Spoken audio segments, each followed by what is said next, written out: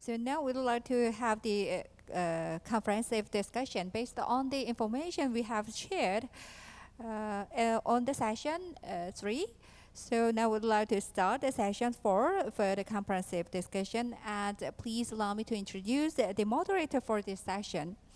Tae Wook Song, the professor of Korean Maritime and Ocean University, who will lead session 5.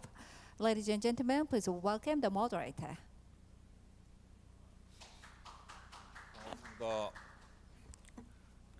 제5부 종합토론 저장을 맡은 한국해양대학교 송재욱입니다.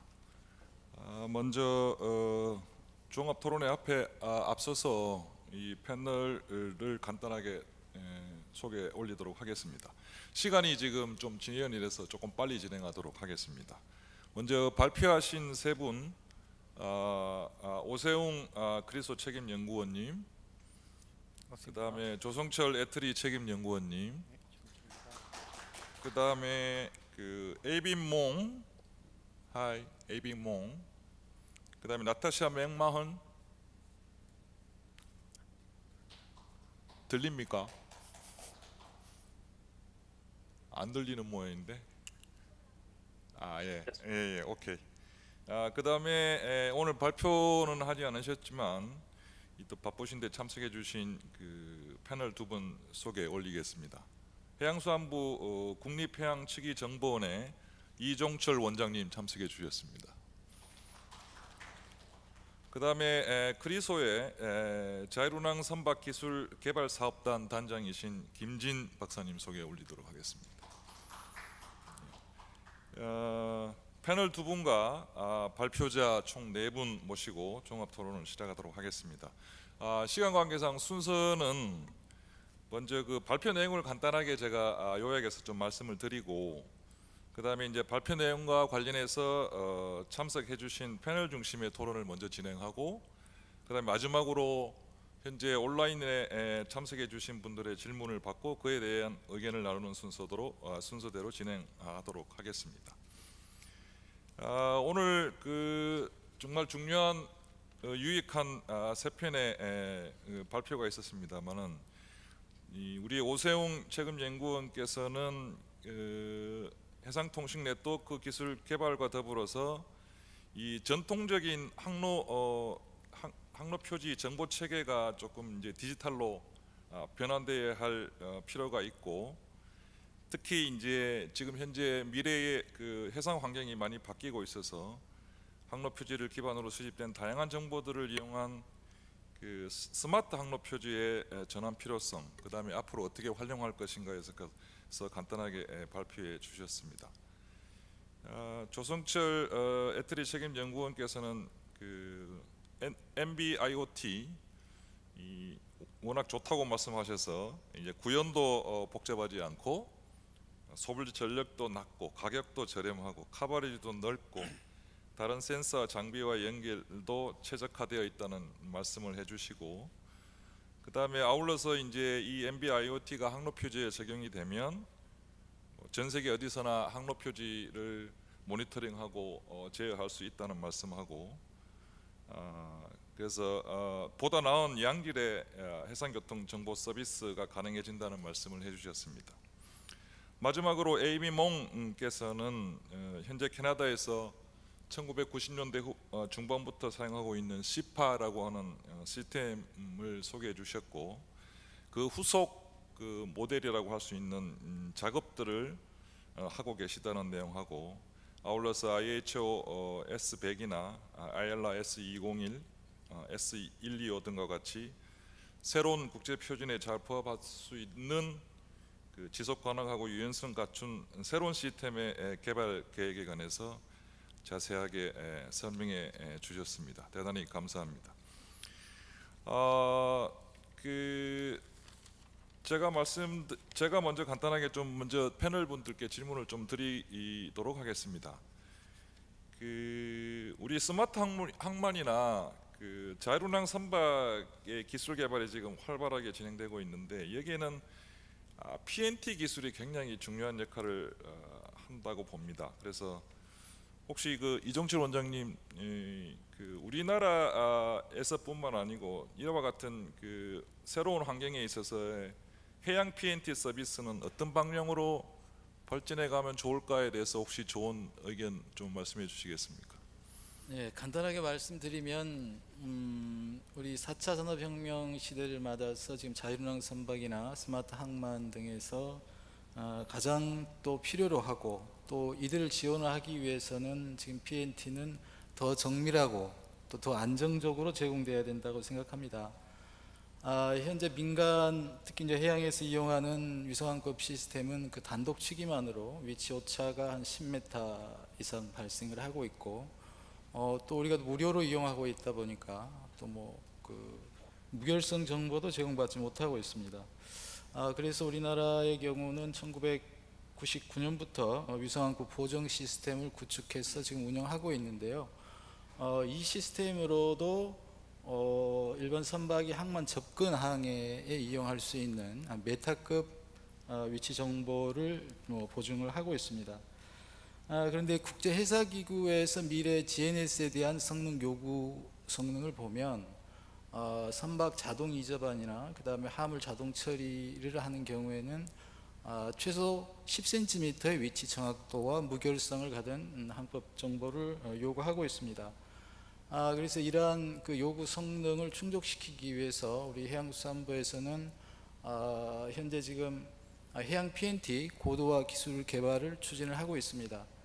주요 기술 개발 내용은 두 가지인데요.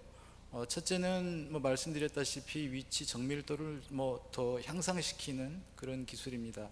그래서 2024년까지 센티메타급 항법 시스템을 개발을 해서 우선 지상 기반으로 개발을 해서 해양에 먼저 보급을 하고 저희가 우리나라에서 지금 가장 좀 큰 프로젝트를 하나 추진 중인 게 독자 항법 시스템인데요. 이런 중요한 PNT를 뭐 전적으로 외국에 의존하고 있다 보니까 거기에 대한 의존을 탈피하기 위해서 지금 추진하고 있습니다. 그래서 KPS 개발 사업인데 향후에 KPS 개발 사업이 정상적으로 추진이 되면 이 고정밀 서비스도 위성 기반으로 또 전환할 그런 계획입니다.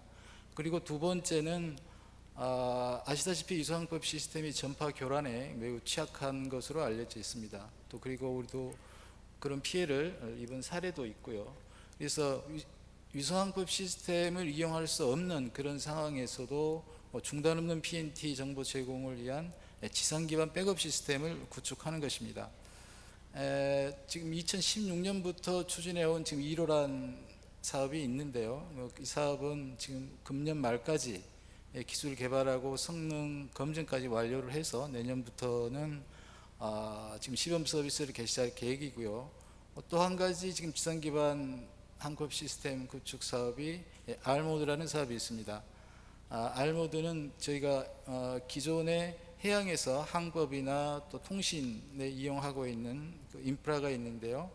DGNSS나 AIS, VDS 등을 말하는데 이것들의 신호의 거리를 계산할 수 있는 기능을 추가해서 보조 항법 시스템으로 사용하는 것입니다. 그래서 우리나라와 같은 경우에는 이러한 지금 PNT 고도화 기술 개발이 완료되면 자율운항 선박이나 스마트 항만에서 이용될 더 정밀하고 안정적인 PNT 정보 제공이 가능하리라고 생각합니다. 예, 역시 뭐 PNT 서비스 정보 없이는 지금 현재 아무것도 못하는 상황인 거죠.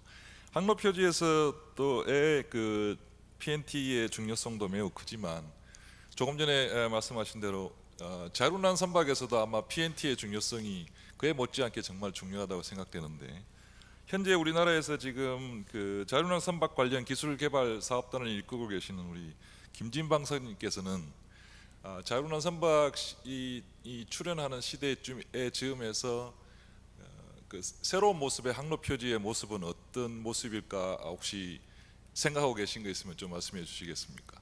네, 감사합니다. 우선 간략하게 지금 현재 정부 출연 국가연구개발 사업으로 추진하고 있는 자율운항 선박 기술 개발 사업을 좀 간단하게 설명을 좀 드리고요. 네네. 그다음에 제가 이제 앞으로 스마트 항로 표지에 대해서 자율운항 선박 개발자의 입장에서 좀 바라는 거 네네. 한두 가지 정도 말씀드리겠습니다. 네. 올해 6월에 이제 이 자율운항 선박 기술 개발 사업이 산업통상자원부와 해양수산부가 이 두 부처 합동으로 발족을 시켜서 향후 이제 6년간 이제 과제가 진행될 예정입니다. 뭐 국가연구소뿐만 아니라 뭐 굉장히 많은 뭐 조선소, 그다음에 해운회사, 그다음에 뭐 IoT 중소기업들, 이제 많은 기업들, 대학들이 이 프로젝트에 참여하고 있고요. 기술적으로는 우선은 2025년도에 이제 실증을 하게 될 텐데, 대양항해는 이제 IMO에서 얘기하는 자율도 3단계, 그러니까 선원이 뭐 실제로는 법적으로 타야 되겠지만 선원이 아무 일도 안 하고도 할 수 있는 네네. 대양항해를 목표로 하고 있고, 다만 이제 복잡한 항계 내에 이제 들어왔을 때는 IMO 레벨 2 정도를 기술적인 목표로 일단 하고 있습니다. 그래서 이를 위해서 크게 네 가지 분야의 기술을 개발하는데, 첫 번째가 지능형 항해 시스템, 네. 자율항해 시스템, 그다음에 엔진룸의 이제 자동화, 기관 자동화 시스템, 그리고 이제 무엇보다 이제 저희가 유럽보다 늦게 좀 이제 시작하는 것이기 때문에 좀 빠르게 실증을 하자. 그래서 세 번째 카테고리가 그런 지능형 항해 시스템과 기관 자동화 시스템들을 좀 뭔가 실제 선박에서 실증을 하고, 또는 또 자율 항해 시스템 같은 경우에 뭐 어떻게 테스트를 해야 이게 믿고 인증을 줄 수 있는 거냐, 이런 것조차 아직 그 정립이 안 되어 있거든요. 그래서 동시에 이제 그런 것들을 인증할 수 있는 방법까지 하는 개발하는 게 있고요. 네네. 마지막으로는 이제 그 선사들이 이런 자율항 선박들을 운영할 때 필요한 이제 운영에 관련된 기술, 그렇게 크게 네 가지를 생각하고 있습니다. 근데 이제 문제는 이제 많은 이제 디지털 데이터들이 뭐 산만하게 있게 될 텐데, 이제 현재는 뭐 다행스럽게 ISO에서 자율운항 선박은 아니고요, 스마트십을 위한 이제 ISO 표준, ISO 19847, 848 이런 것들을 지금 만들어놨습니다. 그래서 현재 그 스마트십 쪽에는 상당한 데이터들이 표준화가 이루어져 있는데, 네네. 일단 그거를 기반으로 해서 이 과제를 수행하면서 자율운항 선박 쪽에 좀 확장하는 쪽으로 지금 데이터 관리는 생각을 하고 있습니다. 네네. 근데 이제 문제는 이 항로 표지는 이제 저희가 지금 현재는 뭐 현재 나와 있는 수준까지, 그러니까 기본적으로 그 A2N AIS를 지원하는 항로 표지에 대해서는, 왜냐하면 이 자율항 선박은 모든 AIS, 다른 선박들의 AIS를 다 취득을 하기 때문에 자연스럽게 항로 표지가 그 AIS 기능이 있다면 취득을 하게 될 거고요. 또한 동시에 그 카메라를 이용해서 이제 영상 인식, 영상으로 뭐 얼마든지 색 컬러나 모양이나 다 인식할 수 있기 때문에 두 가지를 지금 현재는 하고 있습니다. 그래서 이제 지금 이제 그 향후에 이 스마트 A2N이라고 해야 될까요? 이런 쪽으로 갔을 때 좀 바라는 것 딱 두 가지만 좀 오늘 말씀드리고 끝을 맺겠습니다. 그래서 네네. 제일 중요한 게 국제 표준화인 것 같아요. 아까도 ISO 얘기 잠깐 했지만, 어쨌든 그 A2N AIS는 이미 표준화가 되어 있기 때문에 자율운항 선박에서 쉽게 그냥 적용이 된 거거든요. 근데 향후에 이제 뭐 오늘 많은 얘기가 나왔지만 어떻게 표준화가 되는지 그 방향이 앞으로 4-5년, 물론 이제 과제를 수행하고 있는 중간이니까 빠르게 좀 표준화가 된다면 좀 더 빨리 그걸 할 수 있을 것 같고요. 네. 동시에 이 통신도 마찬가지인 것 같습니다. 현재 통신은 자율운항 선박의 경우에 그 일반 VHF, VDES, 그다음에 위성, 세틀리트하고 LT 머리타임까지를 현재는 지금 과제에서 고려하고 있는데요.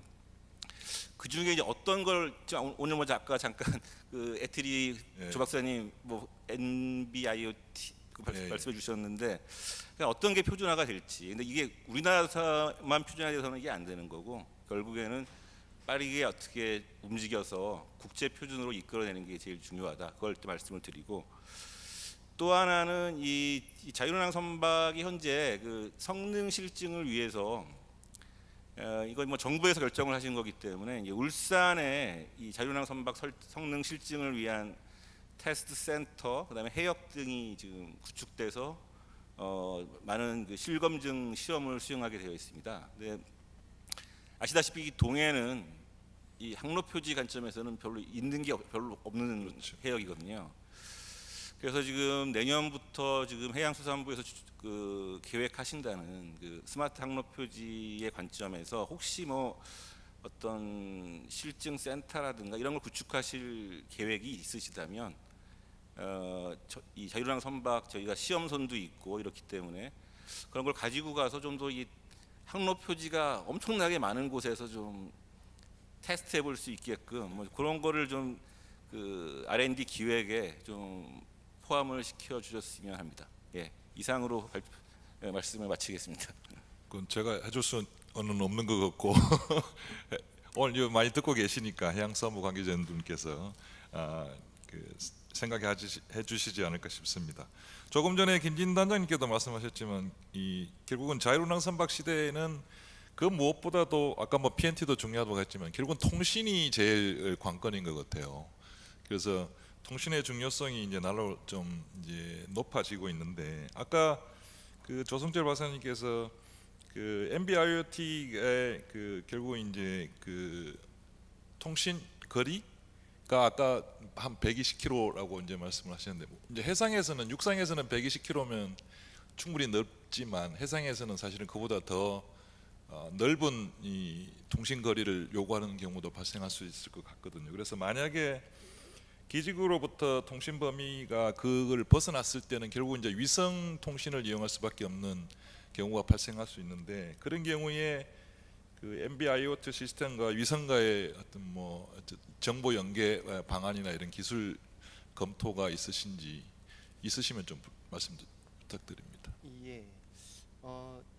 NB-IoT를 말씀드리면서 이렇게 A2N AIS는 이미 그 해상에서 국제적으로 표준화가 되어 있는 시스템이고 NB-IoT는 지금 이제 저희가 제안하는 입장에서 아직 국제적인 표준이 이루어져 있질 않기 때문에 약간 이제 자유운항 선박이나 이런 시스템에서 사용하기가 한편으로는 조금 뭐 이런 부분도 있지 않겠느냐 하는 생각도 들고요. 더불어서 이제 표준화 자체가 이제 굉장히 중요한 이야기이긴 한데 제가 말씀을 드리자면 NB-IoT라고 하는 것은 사실 LTE처럼 이미 육상에서 사용하고 있는 국제적인 통신 규격입니다. 그래서 NB-IoT 자체가 LTE 규격에 포함되어 있는 국제적인 통신 규격이기 때문에 우리나라에서 사용하고 있는 해상에서 사용하고 있는 LTE 마리타임망처럼 LTE 마리타임망 자체가 지금 LTE 규격하고 동일한 규격을 사용하고 있거든요. 거기에 가드밴드에 쓰는 통신 방식, 국제적인 표준의 통신 방식을 저희가 사용해서 쓴다라고 하면 그런 부분들이 손쉽게 해상에서 국제 표준으로 적용되기가 굉장히 편하다. 왜냐하면 딸리 규격을 만들어야 되는 게 아니라 이미 국제 표준 규격으로 되어 있는 규격을 해상에서 사용하겠다라고 하는 부분이기 때문에 조금 더 편할 수 있다라는 말씀을 먼저 이제 드리고요. 방금 그 위원장님께서 말씀하신 NB-IoT가 그러면 120km까지라고는 하지만 과연 이게 해상에서 충분한 커버리지가 아닐 텐데 그건 위성과 어떤 연계 방식이 있느냐라는 차원에서 되게 저희가 이제 그 기쁜 소식 중에 하나가 해상 물류 등을 과거에 그 3GPP 그러니까 육상의 이동통신 표준 규격을 제정하고 있는 단체에서 그렇게 크게 염두에 두질 않았는데 해상 물류라고 하는 입장 또는 IoT 시스템을 어떻게 그 전체적으로 커버리지를 넓힐까 하는 분야의 고민들을 되게 지금 요즘에 들어서 많이 하고 있습니다. 그래서 그 NTN이라고 육상에 있는 통신 방식을 벗어난 나머지 통신 방식과 육상에 있는 통신 방식을 어떻게 이어줄 수 있을까 하는 고민들을 지금 최근에 하고 있는데 그러니까 이런 거죠. 저희가 예를 들어서 NB-IoT를 예를 들면 NB-IoT가 될 수도 있고 로라가 될 수도 있고 여러 가지 육상에 있는 통신 방식이 될 수 있을 텐데 걔네들이 뭐 바다에 이렇게 쭉 가다가 어느 순간에 NB-IoT 통신이 끊어지는 커버리지가 끊어지는 순간이 왔어요. 그렇게 되면 그때부터는 저궤도 위성하고 NB-IoT 시스템을 통해서 통신을 하고 그 저궤도 위성에서부터 기지국으로는 그러니까 이제 그 위성의 기지국이겠죠. 위성의 기지국으로 내려와서 그 기지국에서는 다시 NB-IoT 망을 이용해서 데이터를 보내고자 하는 그런 지금 연구가 이제 스터디 아이템으로 올라와 있습니다. 그러니까 육상의 이동통신 국제표준 규격을 전체적으로 모여서 연구하는 단체인 3GPP에서 LAN 워크그룹 2라고 하는 부분 그런 그룹에서 LEO, 그러니까 저궤도 위성 베이스로 NTN, NB-IoT라고 하는 부분을 현재 논의하기를 시작해서 전체적인 커버리지를 위성하고 연계해서 NB-IoT를 통해서 데이터를 주고받을 수 있게끔 하는 방식에 대한 규격 연구 그리고 그런 스터디 아이템, 시나리오 등이 지금 현재 논의되고 있다라고 말씀을 드리고 싶습니다. 예, 감사합니다.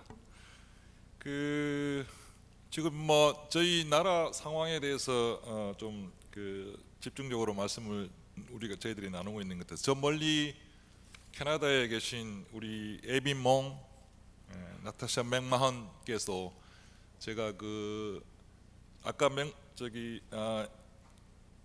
에빈 몽께서 캐나다의 시파 시스템에 관해서 말씀을 해주셨고 후속 모델에 대해서 지금 바꾸는 작업을 하는 내용에 대해서 말씀해 주셨는데 정확하게 언제쯤 완료될 예정이며 그다음에 현재 저희들이 나누고 있는 이와 같은 자율운항 선박이나 스마트 선박 등 같은 새로운 미래의 해상 운송 체계에 대한 항로 표지의 대응 방안이 캐나다의 대응 방안이 있는지 혹시 그에 관해서 설명을 좀 부탁드리겠습니다.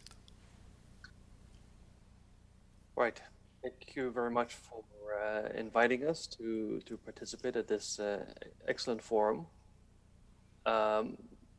MAS has been identified as a priority under the Canadian e-navigation strategy, and therefore the CEPA is considering how ATON information fits into the whole data supply chain and how the ATON information is shared within Coast Guard, with partners like CHS, and how the service users like pilots and navigators access this information.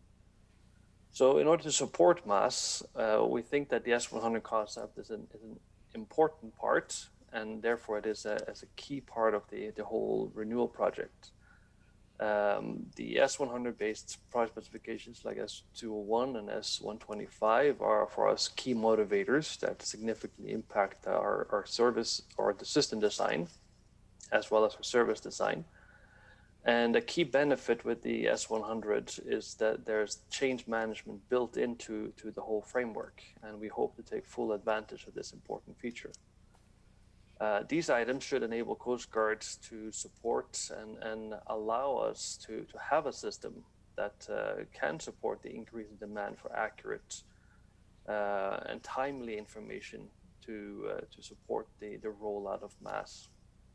And of course, with MAS, and even right now, just the discovery of services and information is an important part of safe navigation. And for that reason, the Canadian Coast Guard participates at international forums like IMO, IALA, to influence and to remain current with such development, and including how service discovery and delivery work. And the CEPA Renewal Project considers how this new system will fit into maritime services. And we note that the efforts of IALA to add a new ATON maritime service is an important part of that whole concept. We also consider how we can implement the IALA guideline 1128, which is the specification for navigation technical services to improve discoverability of Canadian navigation services. And we expect that S125 will be a key user-side service in the future, and we therefore participate in this development, including the discoverability and the mapping to maritime services. We plan to have the new system operational in 2023, but with COVID, this timeline is a little bit challenging. We haven't been able to meet as much as we would have liked, and remote working is excellent, but it's not always as effective as face-to-face meeting. But still, we are hopeful that 2023 will remain. However, we expect that that's an operational system, not necessarily the finished system, because the maritime service concept continues to evolve, and therefore we think having to maintain and evolve the future state system to remain current is an important part of being operational. So in conclusion, we think 2023 is the date that we go operational, but that is moving into a phase of use and evolve with changing requirements for the ATOM service in Canada. Thank you very much. 예, 감사합니다. 에비몽 씨의 설명을 들어봐도 결국은 쭉 이제 주요 관점이 그 새로운 시스템을 만들거나 준비하거나 현재 있는 시스템을 리뉴얼할 때 계속 언급되는 게 아마 국제 표준인 것 같습니다. 그래서 우리 그 오세용 박사님께는 현재 국제 표준과 관련한 뭐 국제 동향 또는 우리나라의 활동 계획 뭐 이런 것들이 있으면 좀 간단하게 좀 소개해 주시겠습니까? 예, 항로표지 관련해서 국제기구가 IMO, IR, IHO가 있는데요. 항로표지 정보표준 아시다시피 201 표준이 있고요. 201 표준이 IHO하고 협력해서 항로표지 분야의 정보표준을 만든 겁니다. 그래서 항로표지 자체의 표준 201이고 항로표지 변경정보 표준은 원래 이제 IHO가 처음에 이제 제안한 표준입니다. 그래서 IHO하고 협력해서 항로표지 변경정보 서비스 표준을 변경 데이터 표준을 이제 만들어갈 계획이고요. 특히 이제 항로표지 용어하고요, 딕셔너리하고 심볼을 이제는 IARLA가 주도적으로 표준화를 해서 기존의 IHO가 그렇게 리딩을 했다면 그것을 IARLA가 이제 갖고 와서 좀 이렇게 리딩을 할 수 있도록 그렇게 IHO하고 협력을 해 나가야 될 것 같고요. 그 다음에 항로표지 정보 서비스 표준도 필요한 상황이기 때문에 정보 서비스 표준 자체는 IMO에서 가이드라인을 만들었습니다. 그래서 그 가이드라인에 따라서 IMO의 항로표지 정보 서비스 표준을 개발을 해 나가야 될 것 같고요. 우리나라 역시도 그 개발 작업에 주도적으로 참여해서 역할을 해야 될 것으로 생각합니다. 예, 감사합니다. 혹시 참여하고 계신 패널분 중에 혹시 상대방에게 뭐 궁금한거나 질문이 혹시 있으신가요?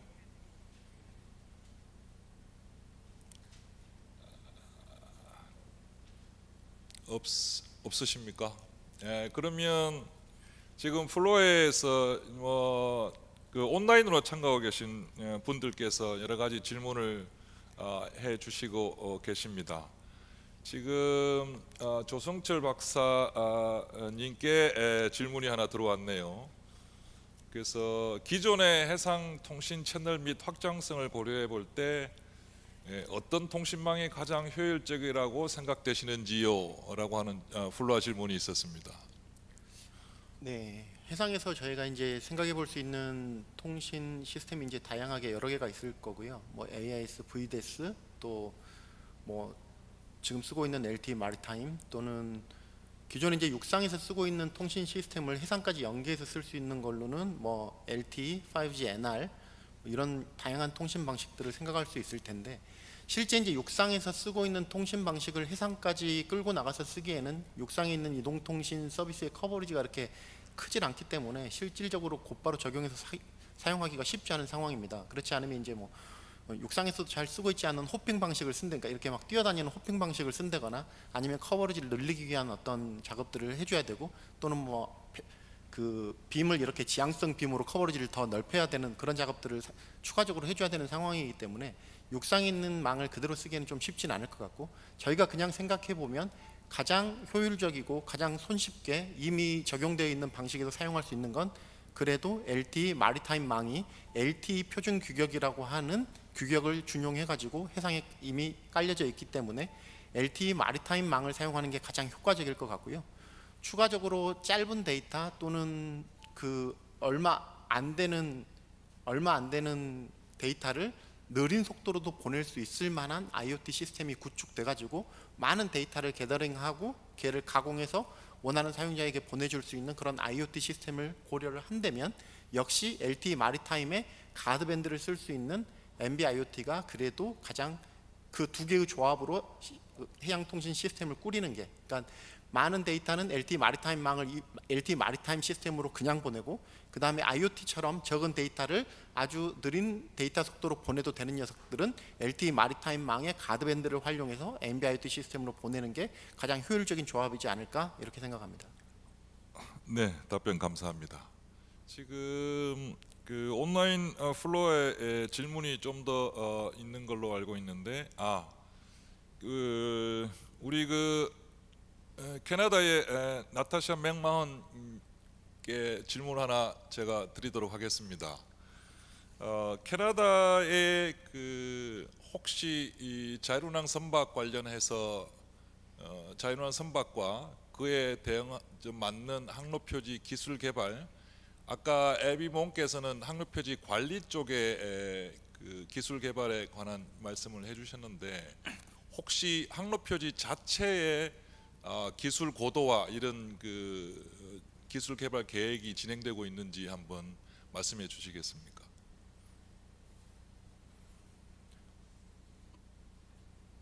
Hello. Thank you for allowing us to join virtually. I'm happy to speak with you all today. In terms of MAS and adapting SEPA or the ATON database, the focus for MAS is on the data sets and to ensure that that database and other databases that we use can communicate with the autonomous vessels.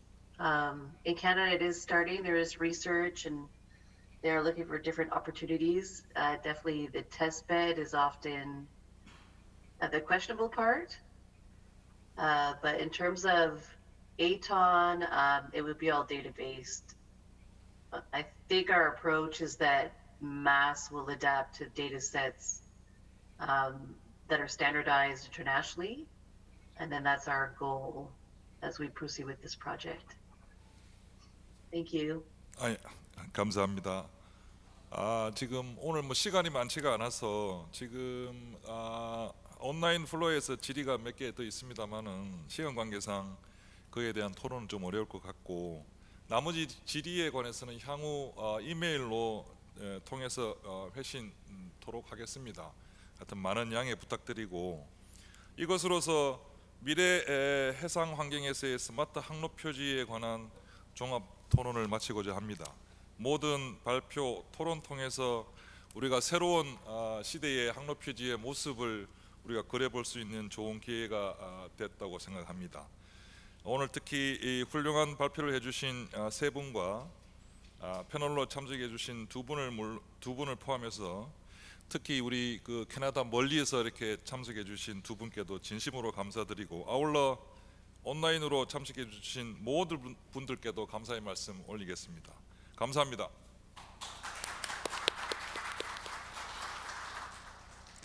Thank you very much to the moderator, Chae Uk Song, and also our lovely all panelists for the active discussion for this session. Thank you very much once again. We'd like to invite yourselves back. Thank you very much once again. And I'd like to give my special thanks to the all participants and honored overseas speakers who are participating through the online. I think some of them may start their days so early. Thank you so much once again.